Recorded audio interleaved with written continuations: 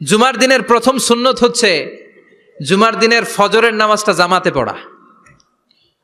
সবাই কয় খাইছে, হুজুরে ধরছে জায়গা মতো, আসল জায়গায়। জুমার নামাজের প্রথম সুন্নত হচ্ছে ফজরের নামাজটা কি পড়া? জামাতে।